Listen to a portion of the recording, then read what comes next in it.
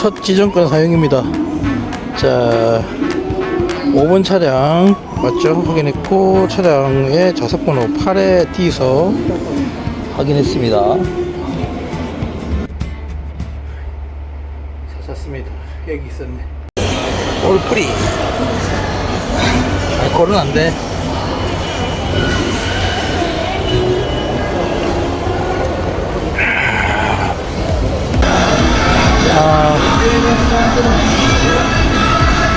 큐슈 만화박물관을 보러 왔는데 여기 아루아루 시티라는 곳인데 상당히 덕스럽습니다. 제 분위기네요.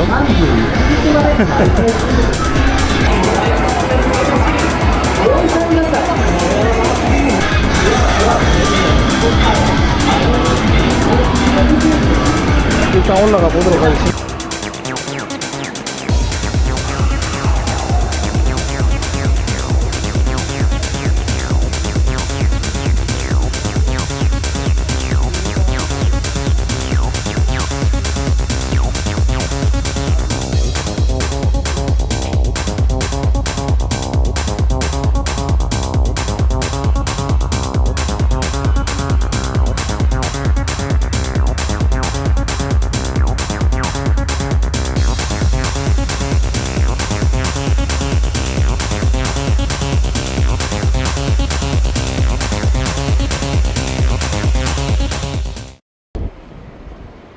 제가 중고등학교 다닐 때는 사회교과서에 일본의 산업지대라는 난이 있어서 그걸 좀 배웠습니다. 그래서 기타큐슈 공업지대라는 큰 일본의 한 공업지대가 있었는데, 이 지대가 철강 산업들, 철과 관련되어 있는, 그리고 외국과의 무역들, 그래서 일본을 근대화시키고 수출에 원동력을 주게 했던 그런 강력한 심장과 같았던 산업단지라고 들었습니다. 저기 굴뚝들도 보이네요.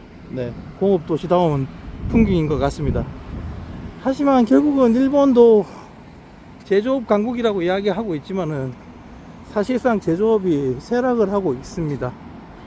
만화박물관도 제가 이제 보고 나오고, 그리고 이 주변을 둘러보고 느낀 점은 확실히 한국도 인정하기 싫지만은 일본과 비슷하게 닮아가고 있지 않는가라는 생각이 좀 듭니다.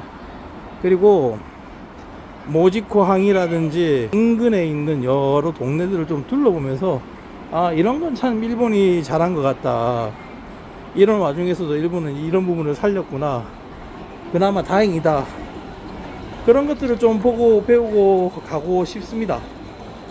저도 제 고향 부산 그리고 진주의 세태가 보기가 참 안쓰럽거든요. 네, 그래서 이 여행을 보고 얻은 영감과 교훈을 향후에 할 수 있다면 제 고향인 부산과 진주, 아울러 경남 전체에 부흥 너무 거창하고 솔직히 힘들 거라 생각하는데, 어쨌든 같은 세태를 좀 완화할 수 있든, 아니면은 그 완화해서 약간은 좀 더 성장할 수 있게끔 공헌할 수 있을까, 그게 지금 제가 생각하는 고민입니다. 갑자기 너무 다큐멘터리죠, 그죠? 생긴 거는 까불랑까불랑한데 너무 진지한 이야기인데, 어쨌든 즐겁게 보고 배우겠습니다. 자, 초보 유튜버 얼굴도 지금 역강에 엉망입니다. 안경도 노트코 갔다가 찾으러 갔다가 당일치기로 제대로 보고 가는 건 없이 후루룩 가고 있고, 아마 이거 보시는 분들 여행 정보 제대로 얻는 거 하나도 없겠다. 어쨌든 또 나중에 보겠습니다. 신칸센 타고 나서요. 이게 JR 패스를 사셔서 미도리 굿즈에서 이 접수 창구에서 표를 지정석 예매를 하실 때 헷갈리시는 게 있을 거예요. 뭐냐면, 예를 들면 제가 오늘 산 산요 7일간 패스 같은 경우에 하카타까지 갈 수 있습니다. 그러니까 큐슈 JR까지 갈 수 있기 때문에 큐슈 JR과 서일본 JR이 만나는 점에서는 이 미도리 구찌가 정확하게 큐슈에 속해 있는 미도리노 마도구치인지 아니면 니시니온에 속해 있는 미도리노 마도구치인지를 확인하셔야 됩니다. 이 산인 산요센 패스 같은 경우에는 JR 니시니온, 서일본에서 발매를 하는 거기 때문에 JR 큐슈에서는 발매를 해주지가 않습니다. 분명히 차이가 있고 다른 회사이기 때문이죠. 구간은 겹치지만. 그래서 그거 꼭 염두에 두셔야 되고요. 저도 내려갔다가 올라갔다가 몇 번 좀 헷갈렸는데 그렇게 하시는 게 좋을 것 같아요. 오늘 날씨가 예상했던 것보다는 안 더웠는데 제가 더위에 약한 건지 안경을 놔두고 갔다가 다시 찾으러 갔다가 뭐 완전히 이랬다 저랬다 다른 분한테 본의 아니게 피해도 주고 그랬네요. 어쨌든 여름철 일본 여행하시는 분들 건강 주의하시기 바랍니다.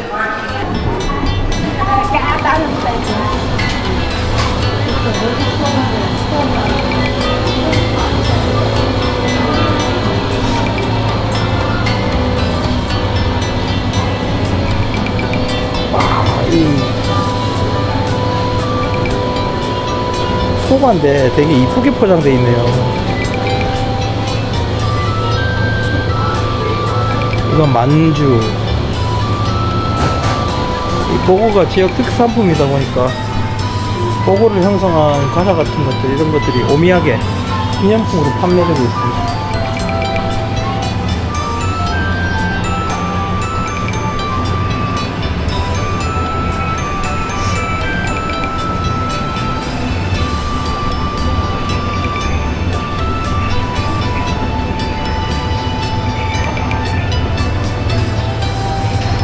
키쿠츠네라는데 쿠카 모양인가봐요. 기쿠가 일본말로 쿠카거든요. 우리도 보면 이제 다식이라 그래서 이렇게 홍진이나 이런 것들을 굳혀가지고 이런 모양으로 과자를 만드는데, 아무래도 일본의 와가시도 한가하고 마찬가지로 중국의 단과자에서 많은 영향을 받았다 보니까 비슷한 부분들이 조금씩은 있습니다. 근데 확실히 우리보다 화려하고 먹음직스럽게 보이긴 합니다.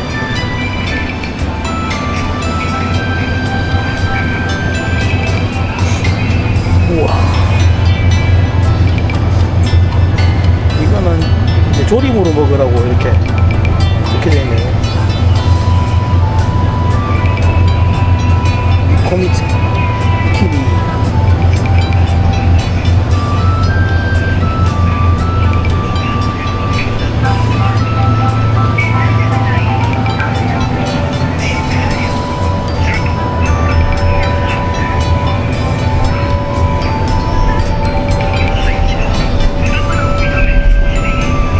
일본도 물가가 많이 오르긴 올랐습니다. 제가 물가가 일본도 많이 오르긴 올랐어요. 제가 유학할 때가 2010년도인데 한 15년 지났죠. 그때보다 한 30% 이상은 오른 것 같네요.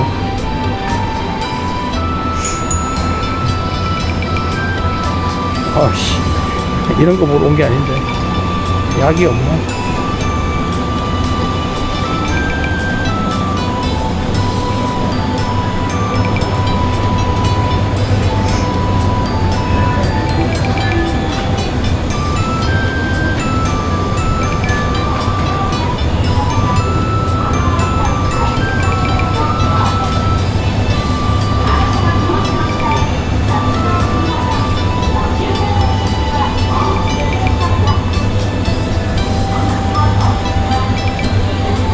철판은 다 섞고 소바거든요. 이거는 오코노미야키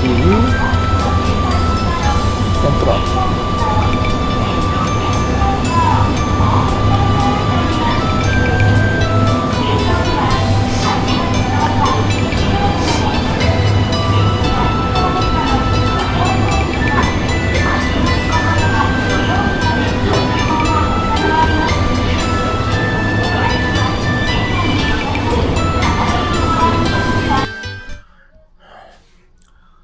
안녕하십니까, 애무입니다. 어제 정말 우여곡절이 많았네요. 날씨가 덥다 보니까 실수가 많았던 것 같습니다. 특히 일본인들은 개인적인 어떤 공간이라든지 이런 거에 되게 예민한데, 앞에 분이 창고에서 접수를 하고 있는데 그 옆에 딱 붙어서 기대 있었거든요. 아무런 뜻은 없었어요. 그냥 피곤해가지고 힘들어서 기대 있었던 건데, 되게 이상한 눈빛으로 쳐다보더라고요. 일본 같은 경우에는 그 공공 질서나 이런 것들 안 지키는 거에 되게 민감합니다. 그 신칸센을 좀 뭐 처음 타서 그런 것도 있긴 있는데 이 내리는 차량의 문의 위치가 정해져 있어요. 근데 그것도 어저께 제가 파악을 못 해가지고 너무 피곤해서 계속 졸고 있었거든요. 급하게 뛰어나간 데다가 그 와중에서 두리번 거린다고 해가지고 또 영문한테 혼이 났어요. 빨리 이게 노란선 밖으로 벗어났어야 되는데 그건 저도 알고 있는 사실인데 근데 그분이 한 말이 제가 잠결에 들었는데 뭐 위험하다 이런 말도 했던 것 같긴 하지만 여기는 중국이 아니다 이런 식으로 살짝 이야기하는 것 같아가지고 뭐 일단 내가 잘못한 거니까 넘어가긴 했지만은 좀 기분이 안 좋고 좀 주눅이 든 부분도 있습니다. 어쨌든 뭐 서론이 좀 길었는데 오늘은 히로시마로 갑니다. 히로시마 같은 경우에는 제가 조금 가고 싶었던 곳들이 원래 있었습니다. 계획을 해뒀던 것들인데 일단 우선은 해상자위대 사료관이라는 곳이 있습니다. 제가 유튜브에는 담아보지를 못했는데 아직까지는 육상자위대, 항공자위대의 그 홍보관들이 각각 있습니다. 그래서 그 두 곳은 갔다 왔습니다 이미. 근데 아직까지 해상자위대 사료관이라고 해서 해상자위대 자료와 해상자위대를 홍보하는 그 홍보관을 제가 가보지를 못했어요. 일단 거기를 갈 거고요. 원래는 그 옆에 있는 야마토 박물관이라는 데가 있습니다. 여기 같은 경우에는 야마토를 기념하고 전쟁에 관련된 여러 가지 자료들을 제공하고 전시하고 있습니다. 하지만은 아쉽게도 거기는 지금 수리 중이라 못 가고요. 그 인근에 비슷한 건물이 하나 있긴 있답니다. 거기 갈 수 있을지 보고 거기를 갈 거고, 그리고 올라와서는 일단 그 SNS 통해서 알게 된 일본인 분이 있어요. 저처럼 비상근 예비군, 일본에 즉흥 예비군을 하시다가 전역을 하신 간부입니다. 일본 육상자위대. 커피숍을 하고 계신데요. 한 번도 만나 뵌 적은 아직 없습니다. 그분이 히로시마에서 커피숍을 하고 계시고 그 일본 손님들 중에 한국에 관심 많으신 분이 많다길래 뭐 거기 가서 좀 시험시험 하면서 오늘은 한국어도 좀 가르쳐 드릴 수 있으면 가르쳐 드리고 저도 일본어를 좀 배우고 그리고 일본 육상자위대에 대해서 이것저것 좀 여쭐 수 있는 그런 시간을 좀 가져보고 싶어서 나름 히로시마 여행은 되게 이번 여행에서 가장 알찬 시간이지 않을까라는 기대를 하고 있습니다. 그리고 이제 마지막 돌아오기 전이거나 아니면 그날 뭐 오후에 살짝 보든 해서 원폭 기념관이라든지 원자폭탄이 떨어진 곳에 대해서 한번 둘러볼 생각이에요. 그래서 이 전쟁의 참혹함 그리고 원자폭탄의 무서움 그리고 일본이 아직까지는 좀 아쉬운 부분이죠. 자기들이 피해자였지만 그 피해자이기 이전에 왜 이런 문제가 발생했는지 그리고 같이 많은 아픔을 가지고 갔던 조선인들도 많았다라는 거 뭐 그런 부분을 조금 이야기할까 합니다. 여기 숙소 한번 보실래요? 저 옛날식 에어컨에 여기 쭉 오시면 조절 중이라고 해서 쭉 붙어 있는 옛날식 시계의 콘센트, 조명 통제기구, 이게 에어 컨트롤, 이게 공조 장치예요. 아까 보셨던 저 트리 저게 에어컨입니다. 에어컨 옛날식입니다. 그런데 다행히 저거는 작동이 안 되고 있고요. 여기 일본 히타치 이제 에어컨이 있습니다. 이 전경인데 이 주변이 시모노세키가 관광지라 그런지 괜찮은 호텔들이 되게 많긴 많아요. 근데 비쌉니다. 여긴 좀 오래됐고 낡았거든요. 이 문틀 한번 보세요. 옛날 초등학교 저기 제가 다닐 때 어릴 때죠. 80년대 보던 나무 문틀 그 느낌인데 그 앞에다가 새로 샤시를 이렇게 부착을 한 것 같아요. 약간 외벽을 좀 더 보강하고요. 커튼도 되게 복고적이고 뭐 천장 벽지는 깔끔하긴 한데 약간 뭔가 좀 벌어져 있어요. 여기 금연방이고요. 이 방은 세금 포함해서 하나로 약 75,000원 정도에 빌렸습니다. 화장실 좁은데 그렇게 많이 좁은 건 아닌데 수전이 되게 옛날 방식이고 뭐 하여튼 요렇게 구성이 되어 있어요. 직원분들은 되게 친절하십니다. 예. 짐도 어저께 제가 체크인하기 전에 짐을 맡겼더니 올려주셨고, 위에 기본적인 거 올려놨는데 혹시라도 부족한 거 있으면 언제든 말해달라, 더 주겠다, 그렇게 이야기를 하시는 직원분들이라서 뭐 친절도나 이런 것들을 만족합니다. 침대나 이런 침구류도 상당히 깨끗합니다. 단지 좀 낡았다라는 겁니다. 하지만 여기 시모노세키 항이나 시모노세키 여기서는 가까워요. 도보로 한 5분 3분. 어저께 뭐 부산문도 가고 이러려고 그랬는데 지금 제가 몸 상태가 잘 보이실지 모르겠지만 이 눈이 지금 완전히 벌겋게 충혈됐습니다. 눈이 아픈 거는 오늘은 좀 멎이긴 했는데 이 상태로 계속 갈 수 있을지도 모르겠고, 지금은 더위의 문제가 아니라 제 척추 협착이 있거든요. 그게 지금 살살 도져서 아침하고 어제 저녁에 약을 먹긴 먹었습니다. 가져온 약이 있어서. 어쨌든 그래도 제가 이 여정 중에 제일 가고 싶어 했던 곳을 가는 거기 때문에 힘내서 가도록 하겠습니다. 감사합니다.